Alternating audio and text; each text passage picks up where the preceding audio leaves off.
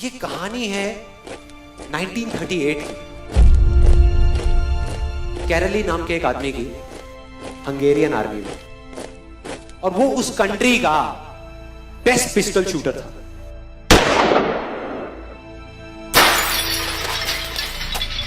जितनी भी national championships हुई थी उस कंट्री में, उसको वो जीत चुका था। और सबको ऑलमोस्ट कंफर्म था कि 1940s में जो ओलंपिक्स होने वाले हैं उसमें गोल्ड मेडल कैरली को ही मिलेगा। और उसने सालों से ट्रेनिंग करी थी। उसका एक ही सपना था, एक ही फोकस था कि मुझे अपने इस हाथ को दुनिया का बेस्ट शूटिंग हैंड बनाना है, बेस्ट बनाना है, बेस्ट बनाना है। और वो कामयाब हो गया, उसने बना लिया बेस्ट शूटिंग हैंड। सिर्फ 2 साल का फर्क था। 1938 में एक आर्मी का ट्रेनिंग कैंप चल रहा था। क्योंकि वो आर्मी में था तो एक एक्सीडेंट हो गया। उसके उसी हाथ में जिससे उसने गोल्ड मेडल जीतना था, उसमें एक हैंड ग्रेनेड फट गया और वो हाथ चला गया। जो उसका सपना था, जो फोकस था, सब खत्म।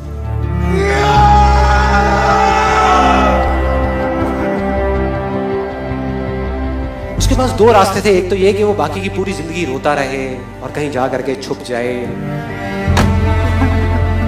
या अपना जो गोल था जिस पे उसने फोकस किया हुआ था उसको पकड़ करके रखे।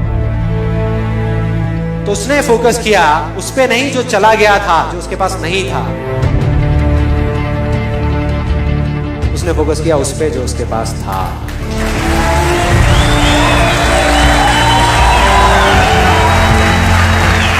जो उसके पास था। और क्या था उसके पास में?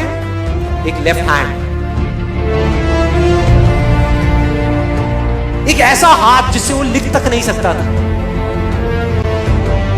1 महीने तक उसका हॉस्पिटल में इलाज चला इस हाथ के लिए, और सही 1 महीने बाद अपनी ट्रेनिंग शुरू कर दी इस हाथ की।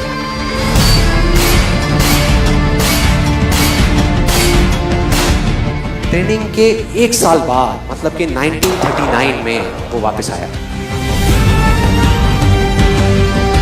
नेशनल चैंपियनशिप्स हो रही थी वहीं पे हंगरी में, और बाकी भी बहुत सारे पिस्टल शूटर्स थे वहां पर।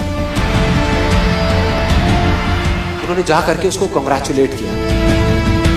कहा कि यार देखो, ये होता है जज्बा, ये होती है स्पोर्ट्समैन स्पिरिट, कि इतना सब कुछ होने के बाद भी तुम यहां पर आए हो हमको देखने के लिए और हमारा हौसला बढ़ाने के लिए। किसी को नहीं पता था कि वो 1 साल से अपनी ट्रेनिंग कर रहा था लेफ्ट हैंड की। और उसने जवाब दिया, मैं यहां पर तुम्हारा हौसला बढ़ाने नहीं आया, तुम्हारे साथ कॉम्पीट करने आया हूं, तुमसे लड़ने आया हूं, तैयार हो जाओ। और कंपटीशन हुआ। बाकी सब वहां पर जितने भी लोग थे वो कॉम्पीट कर रहे थे अपने बेस्ट हैंड से। ये कॉम्पीट कर रहा था अपने ओनली हैंड से। ओनली हैंड से। कौन जीता? The man with the only hand, Kairali जीत गया। लेकिन वो यहां नहीं रुका। उसका गोल क्लियर था कि मुझे इस हाथ को इस कंट्री का नहीं, इस पूरी दुनिया का बेस्ट शूटिंग हैंड बनाना है। उसने अपना सारा फोकस उठा करके डाला 1940 पे, जब ओलंपिक्स होने वाले थे। लेकिन 1940s के ओलंपिक्स कैंसिल हो गए वर्ल्ड वॉर की वजह से। –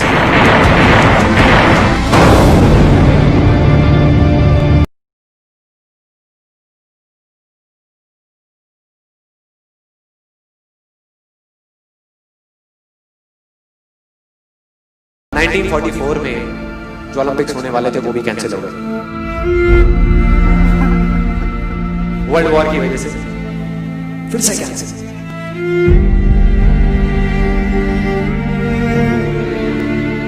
उसने अपना सारा फोकस उठा करके डाल दिया 1948 के ओलंपिक्स में। 1938 में उसकी एज थी 28 साल। 1948 में उसकी एज हो चुकी थी 38 इयर्स।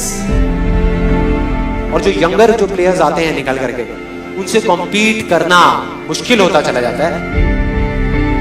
लेकिन मुश्किल नाम का ये वर्ड था ही नहीं उसकी डिक्शनरी में।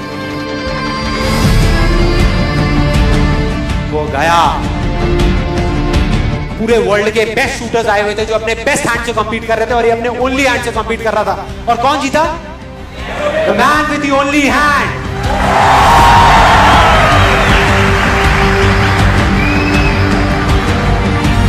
लेकिन वो तब भी नहीं रुका।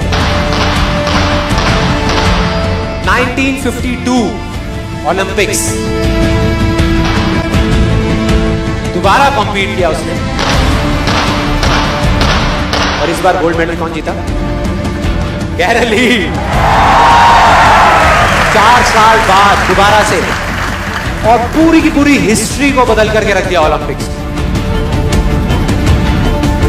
इस पर्टिकुलर कंपटीशन में उससे पहले किसी भी एथलीट ने लगातार 2 गोल्ड मेडल्स नहीं जीते।